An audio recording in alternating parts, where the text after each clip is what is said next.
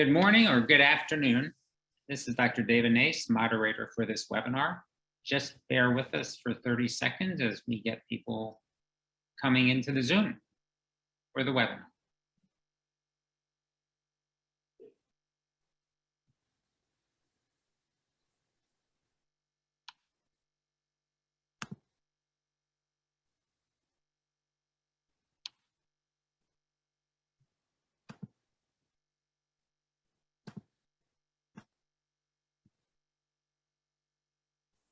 Great, let's go ahead and get started. Once again, welcome. This is Dr. David Nace, Chief Medical Officer here at Innovaccer, welcoming everyone to this exciting webinar on consumer engagement hubs, driving digital innovation with data, analytics, and technology. So we've got a great group of people here to talk about this particular topic. How do we engage consumers in a new world? And let me do these introductions for our panelists. First, I'd like to welcome Ellary Rose. She is the Director of Consumer Relationship Management. Clearly very excited to be here. Strategy for Healthcare and Life Sciences from Microsoft. Ellary, great to have you here. Thank you. Awesome. And Sri Bharadwaj is the Vice President of Digital Innovation Applications at Franciscan Health Information Services with Franciscan Health, and he is excited to be here as well. Great to have you here, Sri. Thank you. Awesome. So let's get on with this very exciting topic. We're going to do a couple things today. First of all, what do we mean by consumer engagement in healthcare? We all know what it means in retail. Let's get into what that means for healthcare. And then talk about this model of the healthcare consumer engagement hub. A very intriguing model that the digital era may actually allow us to accomplish. And then how the healthcare consumer engagement hub may help us reimagine the journey of patients in healthcare, a unified patient journey. So with that, let's start off with a very important topic, which is what do we mean by consumer engagement in healthcare? Ellary, why don't we start with you? Sure, absolutely. Well, we as consumers and patients are all consumers of healthcare at this point. And so we know what it's like to go through a typical journey and kind of where we feel like the engagement is falling short. So there's engagement, there's experience, and both of those things need to come together. And when I think about engagement, it actually begins before we are even patients of a healthcare system. So engagement begins as we're starting to do our search for a physician, for a medical group, for a service. And as we start to do searches and land on websites and start to kind of poke around and determine whether or not we want to go somewhere, it's really the beginning of our journey. And so we have to be able to have some targeted or hyper-personalized experiences and outreach as we're moving through that process. And then of course, there's on a typical journey, what happens when you arrive either physically or virtually for your appointment, your meeting. And that's kind of a different engagement. But then there's everything that happens after you're in the four physical or virtual walls of a hospital or clinic. And that continues to be engagement that has to be personalized and tailored and creating these end-of-one experiences as well. So to me, consumer engagement is incredibly longitudinal. It doesn't happen at just one moment in time. It actually happens before we become a patient. It happens while we're a patient, and then it happens after we leave and we're on our journey to health and wellness. Still need to be continuously engaged in all the right ways so that we feel like there's a connection with our health system and our physicians. Sri, your thoughts? I think I'll take a little bit much more broader approach. I think healthcare, we live with healthcare. Healthcare is not something that somebody does to us. We are part of it as a system. So I think when we say we are a consumer, we are more than a consumer in healthcare. We are part of the ecosystem purely because every person who is living has got health in himself. It's a very different paradigm shift to think through that process. So if you are living, you got health in it, you got things going on in your body that you're going to take care of. whether you're exercising, whether you're eating, sleeping, drinking, whatever, it's part of the process how you maintain yourself, and that is health. So when I look at that, your consumer, you as a consumer, is trying to figure out how do you make sure that what you are doing today, including the Fitbit or watch you're wearing, becomes part of that healthcare ecosystem. So it's a little bit more broader in my head in terms of engagement. So I think what we need to think about is how is that person, it's not the consumer anymore, how is that person going to become part of that ecosystem? How do we bring that person-based care available to the patient, to the person himself, either as a patient or as a consumer, patient in the healthcare system, in the healthcare environment, like the hospitals, like the clinics, and so on, because that's what we call patients. But when you walk out of that, you're a healthcare consumer, and you will always be a healthcare consumer because you're a person in the ecosystem of healthcare. That's awesome, and I like the broader view. I like what Ellary said though about experience. We've all been patients. We've all utilized healthcare services. We've helped family members. Sometimes the experience is less than optimal. Sometimes it's actually even worse. And so let's talk a little bit about why that might be. Sri, from a health system perspective, why has the experience, why has consumer engagement been less than optimal? It comes from traditional world of life. We've always treated the patient as a person that's coming into us and getting services. And healthcare by nature, we're not the Ritz-Carltons, right? So we've got to become the Ritz-Carltons of the world. We've got to make healthcare inviting. And the one thing which I always say is a patient is a patient because he's not happy with his health. That's why he's coming to us. Even if he's coming for wellness services, he's coming to make sure he's good, he's feeling better, or he's confirming that he's feeling better, right? So what I have seen is that we struggle with that relationship between us and the person that's coming to see us. And when they come to see us, we treat them as a person that has to come to us as well. That's the other piece that becomes what I call a friction point, right? So what I'm beginning to see is the embracing the patient as part of our ecosystem is where you become that engagement person associated with the particular consumer that you see out there. So for me, not just taking the person as he walks in the door as a patient to take care of him, but to look at everything happening around him as part of that process so that you can understand not only him, but his dad, his son, his daughter, his wife, his cousin, brother, his sister. All of that stuff has to come together because that's where you got social history, you got demographics, you got all that information, right? We don't use that information effectively well. So I think that what we should be looking at is everything around him and also all the points that he's got through which we can pull together associated with him in that longitudinal view. No, that's a great point. And Ellary, when we go someplace, to a doctor, to a hospital, a specialist, to a dentist, Walgreens or wherever, we're always going different places. So there's more to this longitudinal view than just everything about the patient. There's also the journey they have. Aren't there challenges with getting that data together?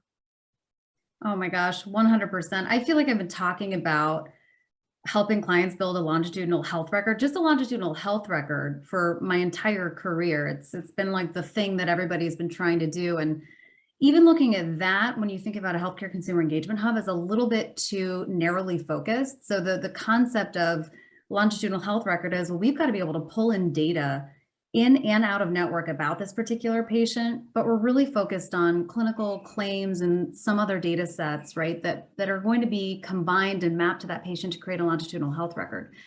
But that's only really half of the story. If you want to get a true holistic view, you then have to weave in all of the digital interactions that are having with that patient, or the in-person interactions, or the phone calls in, are they attending events, are they taking our surveys, are they calling out, are we calling in, are we texting them, are they texting us? It's the combination of all those things that truly give us that longitudinal view of our healthcare consumers.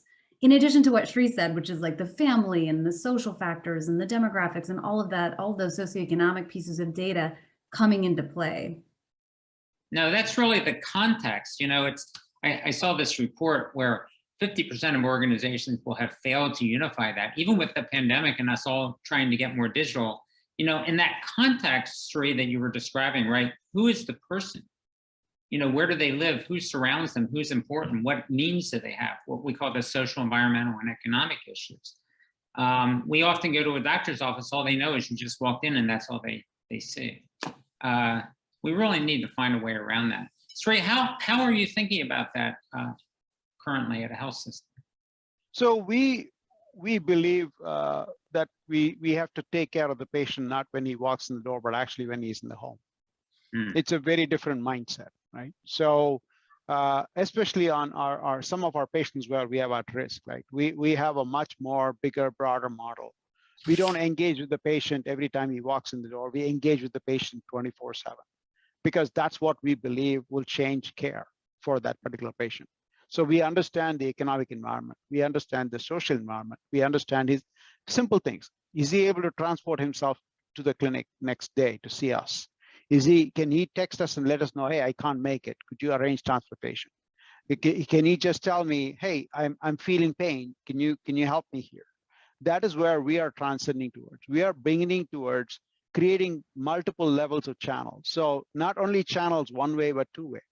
Allowing them to do a video visit directly from home with our physicians when they feel not I should say unhealthy, but when they feel that they might need some help, right? So allowing them to have the ability to call us when they need to, and allowing us to call them when we think that there might be something wrong that we could get from data that's coming back from them. Hey, we're seeing that your blood pressure is high. How can we help you? Right. So it's a two-way communication. It's that it's how do I say this? The touchy-feely thing that really transforms healthcare, and that is where I think it transcends into, and that's where you can make that engagement really stick. And you can talk about channels, you know, social media. You can take phone, text, video, anything of that nature in terms of all the channels you think about. But it's about the glue that brings the patient to you and brings you, the patient, to them. No, that's well said, and that glue seems to be missing. Ellary, you know, at Microsoft, you've done all kinds of things with the pandemic around chatbots and video support and moving people to the cloud. And so the expectations are beginning to raise, but the journey still seems broken. Where are we at today, and how do we start to rethink this? Yeah, so I think part of the problem, and I had a client say one time, we've got a lot of toys in the garage and like too many toys, and they're all totally different and they all are really fun in their own ways. But I mean, either A, not enough people know about all the toys we have, or B, they're too disparate. Like we need to actually unify what's going on. We need to take stock of all the things that we have access to. And more importantly, we need for information from those tech toys to actually be living in one place so we can take action on it. So to me, what still feels broken about the journey is you could layer on a text messaging widget, a CRM for marketing, a call center CRM. You could layer on a bot, a virtual agent. And if each of those things have a completely different back end or they're rooted in different clouds, you are never, ever, ever going to break down those silos of data because you've got text messages that are spinning out from this platform to the same patients as you're marketing to with this platform, as the patients interacting with this bot over here. And, oh, they're also taking this survey over here. And so I think we have work to do in being able to consolidate down to, you know, as many single vendors as possible, or platforms actually, I think are the future. So being able to have a unified cloud platform so it's scalable, secure, but is able to integrate with a bunch of third parties, have connectors that are pre-built for speed to value, and to be able to pull all of that in so that you can run analytics on the data that you're getting. Everybody needs to be marching to the beat of the same drum. They need to be all playing off of the same sheet of music in healthcare if we really want to enhance engagement and experience. And we just can't do that in the current environment today. If everything that you've got going on for engagement is different, the back end is different, and you've stitched it together, it might feel like it's working, but it's really not at the end of the day. That's a great analogy, the box of toys, and let's see how they all fit together. So let's check in with our audience and take a quick poll and see how they're experiencing this at this point in time. So if you all could just go into the chat box, we're going to pull up this poll and just answer all, any, or all of the following that apply. What are you currently lacking while engaging with patients in your current system? Is it that single source of truth that we've been talking about so far that's been often lacking? Is it the social, environmental, and economic context of the patient? Is it a disease prediction model to be able to sort out those people to really engage in a different way? Is it a method of communication, what we often call omni-channel, various ways for the patient to be communicated with? Integration with patient-generated data, having them provide data, not just the doctor recording stuff in their EMR? Or is it just workflows across care management and call centers and all of these different players, specialists in primary care? Lots of different toys that could be solved, and they can be stitched together or solved in a more unified way. So let's take a quick poll and see where you're at today. Sri, do you want to take a quick guess? Do you think people have a unified patient journey in place in their systems? It depends on who you ask. It's interesting. If you take the technology guy and ask him, hey, have you provided everything you can possibly? And they might say, yeah, we got all this working. There's no issue here, right? And then you ask the patient, you go, oh my God, I can't get to the patient portal, right? So and when I call somebody, nobody picks the phone, or it goes to, La La Land, right? So it all depends on whom you ask. And it's funny when I say this, because I can tell you, our patients tell us we can't reach you when we need to reach you, right? But we know we've got every possible tools in the toolkit available to them, right? They have access to MyChart, they have access to the secure messaging, they have access to phone call, they have access to bot, they have access to text messaging back with the physician, prescription, all of that stuff they have. But it is the piece that what we don't do is to feel them welcome. It's okay, you can text us. It's okay, you can call us. It's okay, we love you. We still will help you. Come here, right? That mindset, it's a very different thing to understand that, right? So it's all about getting that stickiness. It's about having the data from them that will make sure you are contacting them when you really think that you need to contact them. Well, I have to say, we've all been patients, and I've been having a little bit of a hearing problem. So I called for my audiologist the other day, and I was told by them that, well, we really should have you speak to ENT. You'll have to contact them. I'm like, wait a minute, you're in the same department, in the same organization. And that's just the beginning of the issue, right? That was after my 20 phone prompts to get to a live person. So it's an interesting journey, I think, that we all experience. I'm glad you were able to see a physician, David. Not yet. That was yesterday. That was just a phone call. This is the access to care issue, right? Which we deal with every day. I mean, I'm like, okay, you want an appointment? Let's talk to you in 3 months. I'm like, wait a minute, my leg's hurting today. I don't need 3 months. But that's where we are. Absolutely. That's it. It seems to at times get worse, not better. But let's pull up and see what the audience has to say. It looks like the poll results should be done. Can we pull that up? Let's see.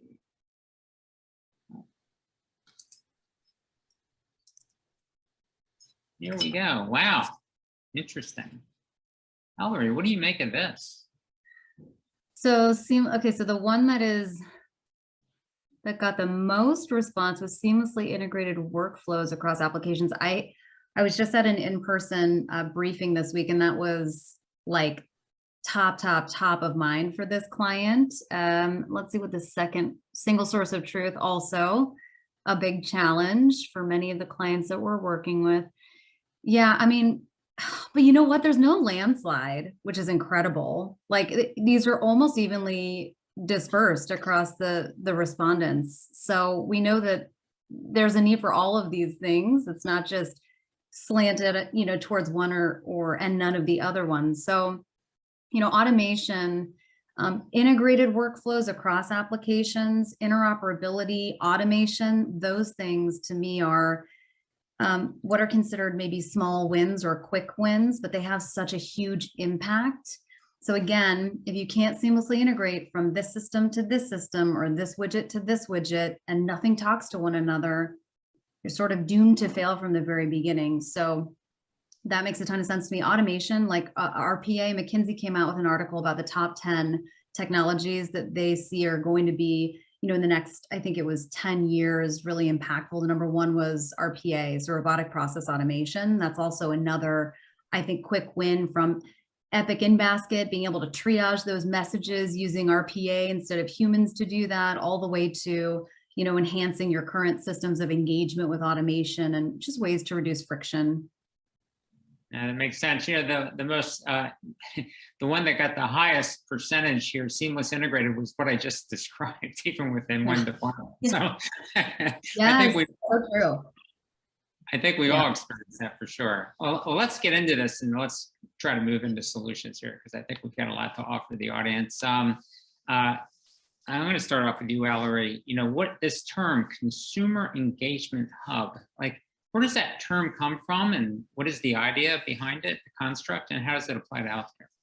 I love this framework so much, and it came from Gartner. That was the first time I was exposed to it, and they had this beautiful article all about this healthcare consumer engagement hub concept and framework.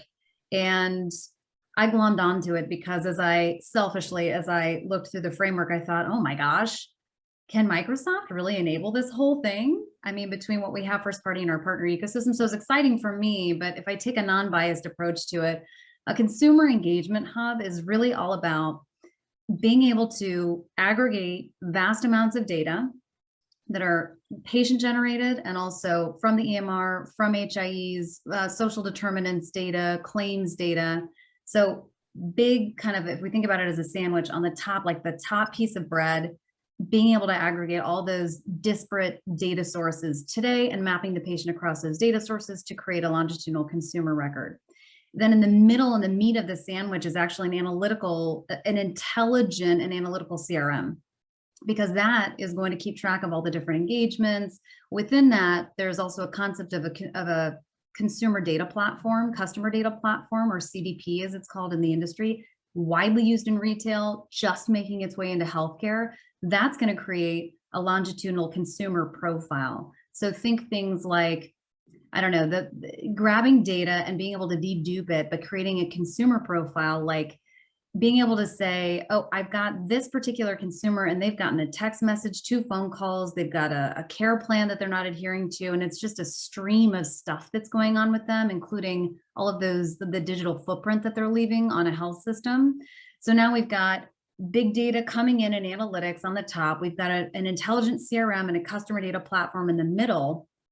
And then the other part of the framework, the lower, the second piece of bread to our sandwich, is all about how are we able to connect and engage with the consumer? What does our digital front door look like? What are the interactions we're having? Are they virtual? Are they physical? So literally all the different channels that you have and means of which to communicate with consumers through the right method, but also what they prefer.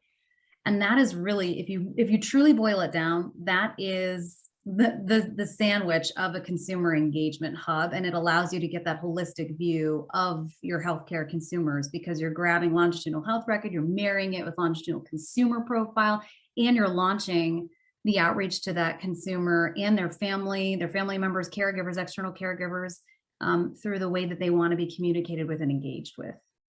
Wow, there's a lot there, Ellary, and we're gonna go a little bit deeper into this.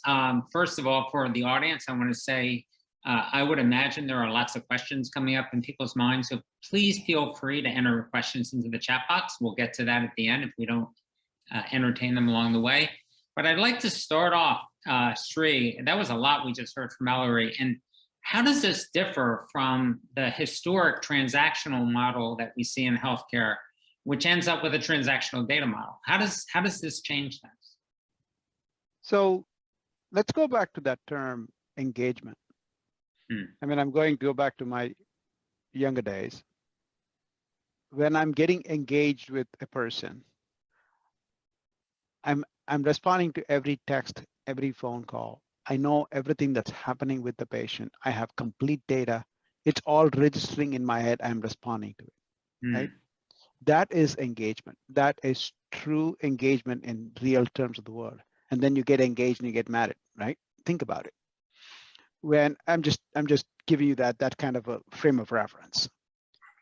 In healthcare, that's what we need to get to. We don't do that today because we are transactional. You come, you see, I bill, you're done, right? That's what we do today. There is no aspect of we are part of your life and you are part of my life, right? That's never that level of conversation. So I'm taking that to a different level of engagement, different level of thought process, right? In order for us to do that, in order for us to truly understand what's happening in a patient, I need to understand the data that he is giving me or the data he's receiving from me. So I need to become that via media. And I talked about the glue. That's the glue that keeps us together, right? Coming really close together. Then I got to look at, irrespective of how you communicate with me, whether you communicate with me by phone, whether you communicate with me when you talk to me, whether you communicate to me in whatever messaging, whether you're IMing me or you're posting on Facebook and I'm saying I like it, right? It happens, right? Or I'm on any other media. That all of that stuff is all communication. All of that stuff is data. I have to take that data and make it no longer transactional, but make it inspirational between the two of us. I like what you're doing. You like what I'm doing. Let's get this together because I care about you and you care about me, right? That's the next level of engagement. And then when the true level of engagement is before you ask a question, I'm giving you the answer. Think about it. Before a patient really feels, I think I'm having pain, you send them a notification saying, we are sensing you're having pain. How can we help you? That is the level of engagement you want to get to be, because now you are with him in every step of the way, him or her, every step of the way. That is the way I see us moving towards that engagement model. It's not about just saying engaging. It's not about delivering all these tools, kits, and everything else. It's about using the information we get from them, building that glue with the data that you are responding to what they need. And without the right level of data integration, interoperability, we cannot do that. We just are unable to have that seamless conversation with the patient all the time. That's where I think we will go beyond where we are today. Wow, you've really captured more than just being across the events, right? Different events with the healthcare system and across the ecosystem, right? Which is all the different providers, which we could expand to beyond the health system, right? To the community providers, et cetera, across different channels of communication. But you've actually talked about context and a shared understanding in that context. That's really powerful. And I can tell you, it resonated with our audience. I'm now getting pinged lots of comments and questions just based on this conversation right now. So I'm going to bring up one of these questions. Ellary, this is fascinating. Somebody says, why is it that healthcare providers currently see the patient as a product on a factory belt and only treats the defective pieces, not realizing that you need to QA the final product? Another that says, so anyway, it's just fascinating that what just got, promoted here in our audience. Ellary, thoughts about this? Yeah, Sri, I want you to talk about how you view person-centric care, but to me, the reason that I think we're at this stage is because we've always been fee for service. The transition to value-based care hopefully will help alleviate some of that stuff, but healthcare is a business. And that we used to make money just by getting people to come into the system when they were sick.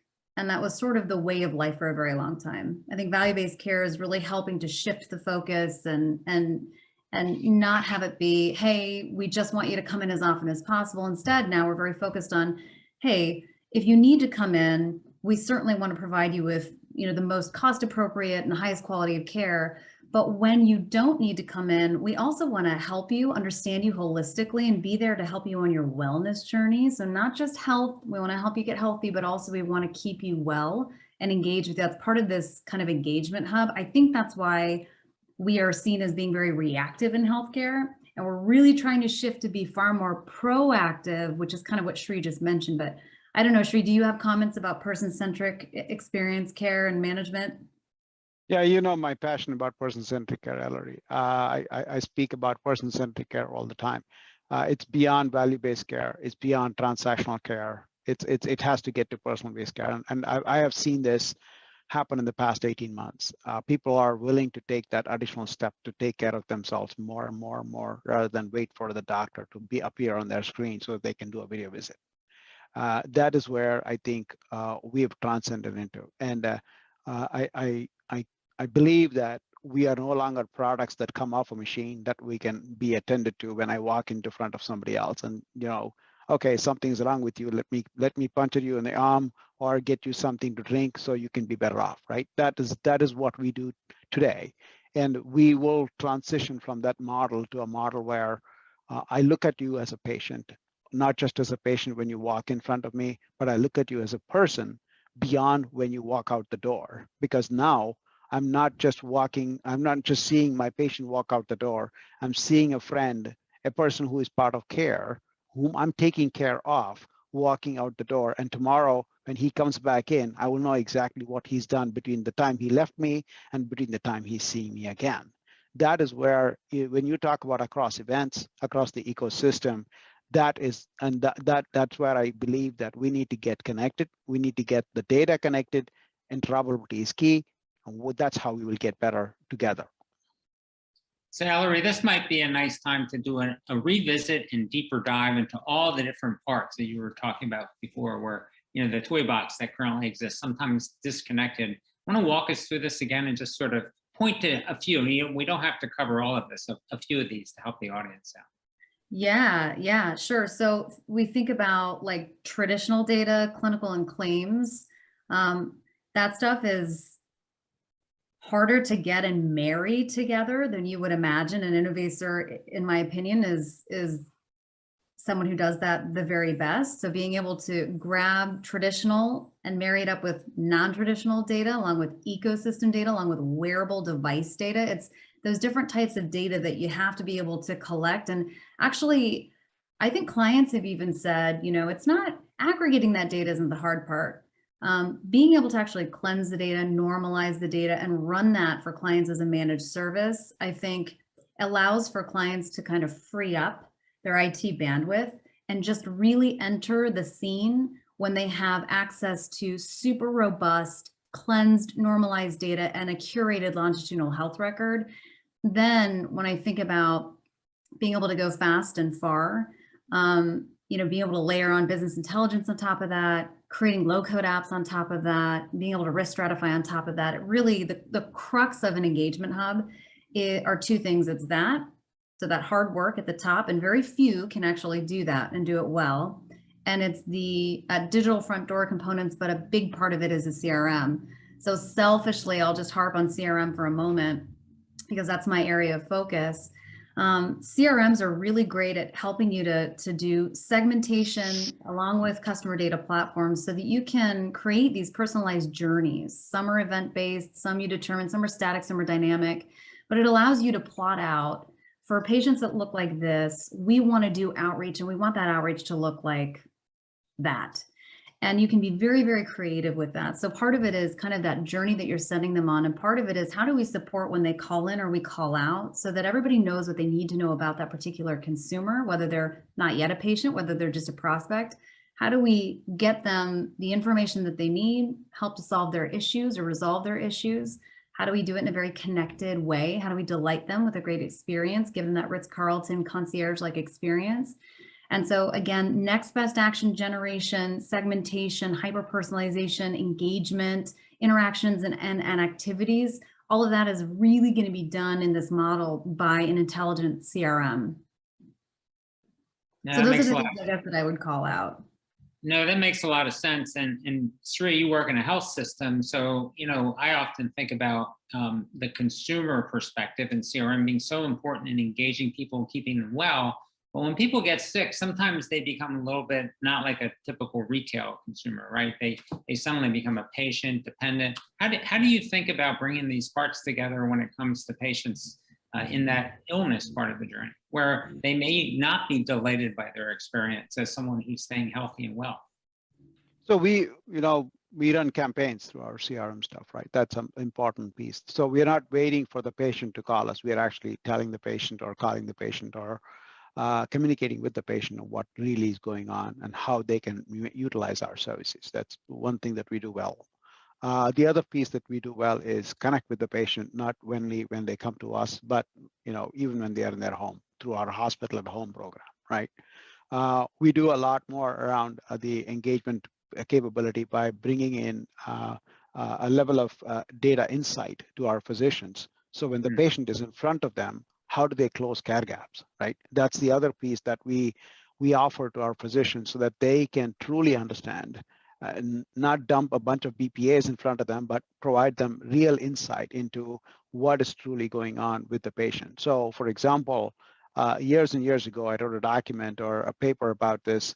For a cardiologist, don't tell him that this patient had came to the ED with a broken leg, 6 years ago. That's of no use to him. Give him the latest vital information that you get from him, that you got from him yesterday, that you got from him this morning, and that you got from him 3 months ago, and give him the lab results that map to that cardiology visit in his hands. So the physician is able to have a much more kind of robust, care-based conversation, not just a conversation of, okay, how are you doing today, right? The reason why he's coming there is, okay, I know this is what is wrong with you. Here is what I think we can help you with. This is how we want to treat you. That is the conversation, not saying, hey, how are you doing today? Because I know you are in front of me because you're not feeling well, right? Obviously. Yes, how are you doing today is a good question, but I think it should be followed with, here are the things that we see that we can help you with so that we can get a better care plan for you based on the information that we already have. How else can I help you?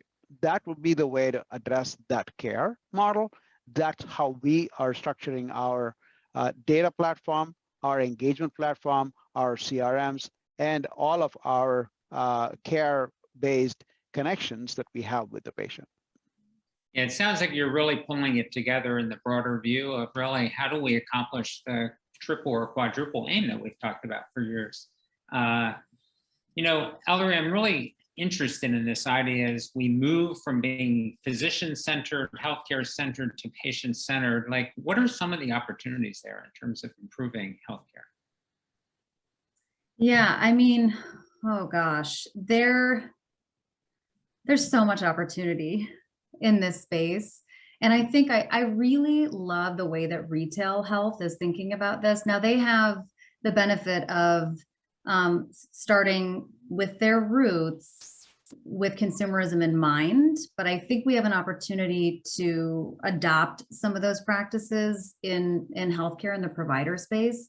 So I love what Walmart Health, I'm sorry, Sri, I know that all of our providers are kind of waiting with bated breath to see how Walmart Health expands, but they are serving a market that absolutely doesn't have the access that they need. And they already feel comfortable coming into Walmart Health for their groceries, for their eyeglasses, for their prescription. They come to Walmart for their teeth cleaning, and they can do all of this stuff without ever having to leave the parking lot. So it's all about how do we ensure that we're providing access? We talked about that, access in many different channels in many different languages, and availability. That's key. And how do we make it easy for folks to come to us, and how do we make it easy for us to come to them? I think there's a ton of opportunity in being able to better connect and engage and get to behavior change with our clients, like our patients rather. So I think the next generation of this should be focused on behavior change with a really slick UI, whether it's a mobile app or enhancing your portal so that the consumer has access to the information that they want to need. They can accomplish what they need to on their own, If they've got a care plan they're adhering to, they understand the care plan, they can accomplish goals and tasks, gamify that experience for them so that they feel like they're proud and that they want to continue to accomplish those things. So making it really easy for the consumer to manage and maintain their health and wellness. And when they need access, they know how to get it and exactly where to go. They feel comfortable and that they're trusted. I think these are things that retail and retail health have done really well that we in the provider space could do a better job of.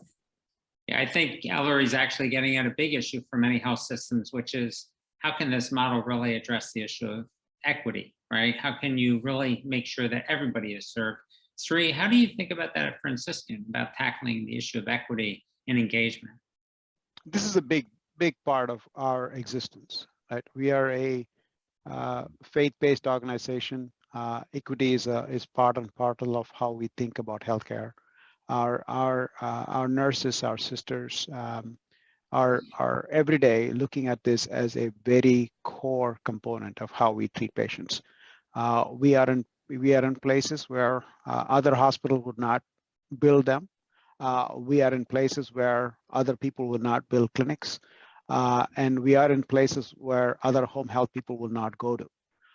That's how we have built our ability to be equitable and providing access to care to patients. So we are very big on this model purely because that's how the Franciscan Health Sisters built Franciscan. Now, having said that, because it is part of our core component, we have a model that will address every patient irrespective of where they are, as long as they are our patient. And even if they're not our patient, we take care of people out there in a different form. So I think at the end of the day, our model is very simple, right? It doesn't matter where you are. If you need care, we are there for you. That is how we have structured our portfolio of activity, and that's how we operate today. That makes sense. And it sounds like collecting data, understanding data, having that data be empowered so that you can understand the patient is so important. So with that, let's just quickly check in with our audience. If everybody on the audience could go in and answer this. So again, select any or all that apply. But what are the sources of data that your organization currently uses to create profiles of consumers? So let's, I think things are pretty self-explanatory here as sources of data. Whether answering this question, I have a couple questions that came in through the chat I'd like to answer, have one of you answer them. First one is, and these are around the issue of equity we were talking about, digital literacy, access to technology. Language barriers is often a huge factor, and so is digital literacy. How can we think about effective engagement taking into consideration language and digital literacy when it comes to underserved communities? Thoughts from either of you on how to bridge that gap? That's a huge, huge topic. That's something that we personally at Microsoft, we address every single day. So why don't I give my spin, and then Shreya can send it over to you Sure. to fill in maybe some of the gaps. So we feel pretty passionately, I mean, our culture and in our ethos at Microsoft is accessibility and just kind of, we're rooted in accessibility, inclusivity, and diversity and inclusion. I just made a new word. So for us, like what we think about from a technology perspective is, can we support multiple languages? So can we turn, let's say, a call center agent who does not speak Mandarin, who does not speak Spanish as their first language, can we still turn them into a person who can deliver a wonderful experience despite that not being their first language when they're communicating with somebody who does speak Mandarin or does speak Spanish as their first language? Can we ensure that we're giving the right channels to this audience whose first language isn't English, so that they can interact in the way that they want? So different demographics prefer to engage differently. So some want to call in, some want to use a bot, some want to use a mobile app, some want to go straight to the portal. So are we covered, no matter how that particular consumer wants to engage with us, are we covered? Do we have the ability to communicate with them effectively? Because if we can't, they'll find somewhere else that can, or they'll lose trust in the health system that they understand who they are and that they'll be able to provide them with the information that they need. So for us, again, we think about it as, let's meet the consumer where they are through the mode, method, or channel of their choice. And to do that, we have to be able to provide the right resources, the right agents, the right change agents, and then the right languages to be able to communicate effectively. Well, I think we have our answer to what you were just describing, what's needed versus what people have. It looks like people are fairly dependent here on their clinical data, their EMR data.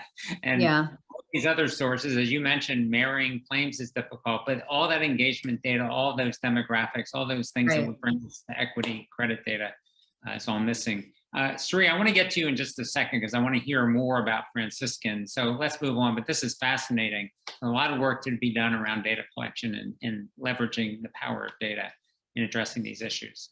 So just in summary, from today's fragmented journey, our shared goal is to really provide this unified patient journey experience we've been talking about. This is just a quick example of how one would think about that, right? It should be the journey of the patient from getting something in the mail or getting an outreach, having a primary care appointment, seeing a internist, finding a problem, enrolling you in a care management program, maybe having surgery, post-rehab, but having it be a unified journey, not a disconnected journey, right? Across systems. And that's what's so important.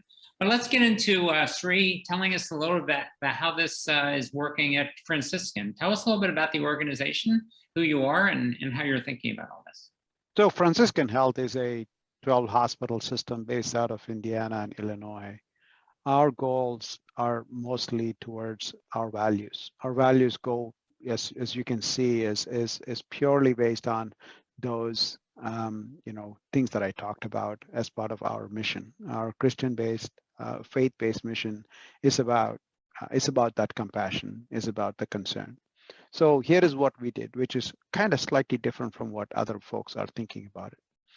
We have patients who are part of our at-risk population. What we've done is we built what we call pods, or a cocoon of things that will allow the patient to be taken care of. You call it care teams, but it's a little bit more than that. So we've created a pulmonologist, a cardiologist, an intensivist, a home health specialist, a primary care physician, the person's mom, dad, whoever in the home, the person who is picked up by the driver and dropped him back every day, a nutritionist. We created that kind of a care team that becomes part of that process, that becomes part of the patient every day, day in and day out. That capability, in order for us to get to that capability, we need to understand what's happening with the patient, not just when he is in the home, not just when he is with us, but everything, anytime that's happening with the patient. So the patient is in Florida, and he went to grandbaby's whatever ceremony, and he got blood pressure high. We still know about it, right? That's where we are. We want to make sure we get all of that information. So you pull that data together, and then we provide the insight to our physicians. Right? Our physicians are tuned to work in that care team type program where they are provided insight on what's happening with the patient. And when the patient is away, we can do video visits with him. When he is back, we do, of course, face-to-face visits as well. And when we see something that's not working out with the patient, and many of our patients have got comorbidities, a lot of comorbidities in a way. So they are highly needy from that healthcare perspective, but at the same time, they're also something that we want to allow them to live their lives in their patients' homes, because we have seen, we've actually got evidence that if the patient is in their home, they get better, faster, quicker, sooner, and they are able to avoid additional, hospital-acquired conditions, right? Infection conditions. So with that in mind, we have put together a process whereby we allow them to work with us in a way that makes sense as part of our Franciscan culture, methodology, and we put that together to help them get better on their own. Now, apart from this entire team, we also have communications going on with the patient, right? Not just the data coming back to us, but also constant checkup, constant feedback. This entire model is what we talked about in our pod structure, in our way of taking care of patients who are sincerely, we believe, that need that attention, that holistic view of what's happening with the patient, not just when he is in the office or when he is in the home, when he's got a device on him. That's how we structure our conversation. That's where we are going as an organization. That's where we're going. That's what we want to make a dent in how we treat patients across the board. I love to hear that passion about, the goal of really serving the community, of serving the patient and keeping patients well, and how you can really think about, taking an approach to managing those populations in what we often call value-based care, and how technology can help. Let's hear from Ellary on the technology side, a little bit deeper dive to that complexity she described and how it can be pulled together from a technology perspective, and not just a box of toys. So Ellary, want to walk us through the Microsoft model? I acknowledge that this is a busy slide, but if you draw your attention to the stuff at the bottom, being able to collect information across a multitude of sources and having that feed one common data model is so key, because that common data model will support and underpin whatever platform that you build, if it's ours, if it's something else. But it's the basics of being able to collect all of that data, do that great normalization work, which again, Innovaccer does so well. That's really key. Grabbing data from each of these sources, not being able to clean it, to normalize it, and to map the patient across the data sets just means that you have a big pool of dirty data. So I can't underscore enough how critical that bottom layer is to the success of any consumer engagement hub that you are thinking about building. Again, not just about plugging a hose up to clinical source systems or claims data and pulling it in. It takes those extra couple of steps so that when you turn the insights into action, you're taking action on the appropriate information. So if we move up to the top layer, as you think about the capabilities you're going to need to enable this thing, you have to be able to do patient outreach. So you have to be able to see that holistic view, which includes longitudinal health and consumer profiling. You have to be able to perform outreach in an automated way, create these journey orchestrations or persona journeys, your person, your patient, your consumer journeys. And then, after you're kind of in the middle of or done doing those outreaches, your access center is going to need something that allows them to understand where that particular consumer is at in the journey, and to have information at their fingertips, again, through different languages, to be able to connect with these individuals, whether that's live chat supported with 19 different languages, whether that's a phone call in, whether that's a phone call out, whether that's a text message out, text message in. So we've covered off on 1 and 2, need to be able to do automated outreach, need to be able to provide excellent service when they call or you call, or they chat in. And then care management is so important to this thing. Once we know all this information about the consumer, we have to then arm the care managers, the social workers, the dietitians, the nutritionists that are focused on post-acute, ensuring that this particular person continues to be healthy. Post-acute care management to me is so, so important. And then also so key is what Sri just kind of ended on when he was talking about Franciscan and that pod functionality. Collaboration. It's not just collaboration internally between members of the care team. It's collaboration with the patient. It's the collaboration with the patient's family or external caregivers, with those in the community. So it's collaboration is really king. You can do that internally with employees, so collaboration tools. I mean, obviously Microsoft has some. That's really critical, and making sure that you're able to collaborate with these individuals within their workflow, being able to send information and insights to the physician at the point of care in a really concise format where they can view it, engage in shared decision making, and then approve things that need to be improved. So they're collaborating and giving the digital front door experience for the consumer that will allow them to collaborate better with you.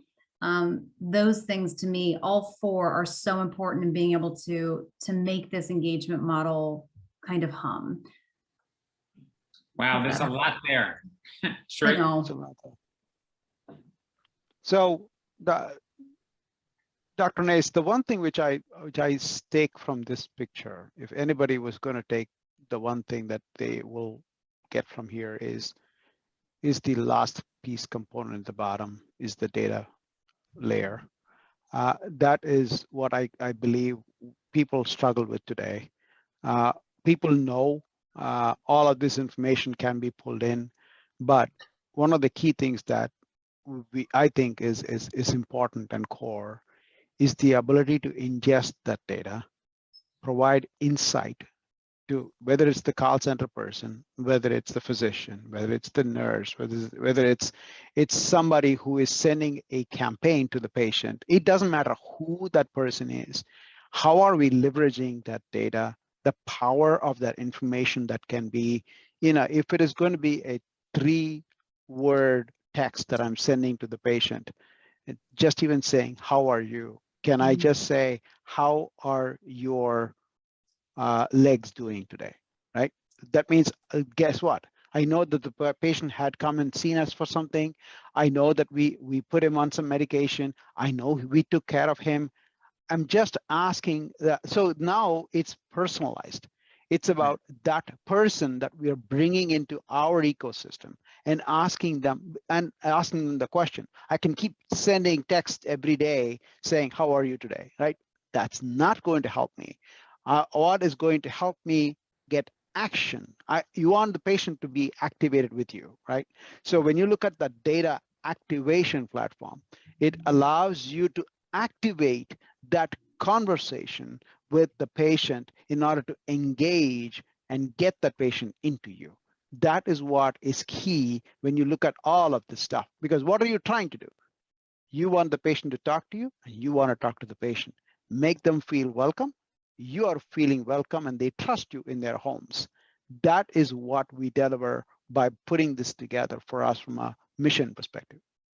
No, that's nicely summarized. And as you know, as we work with you and work with Microsoft, this is the way we view it as well, is how do you get that data understood, empowered, and then activated so that people can understand each other and understand the things they need to do to work together. As we often say, care is one for a patient or for a population.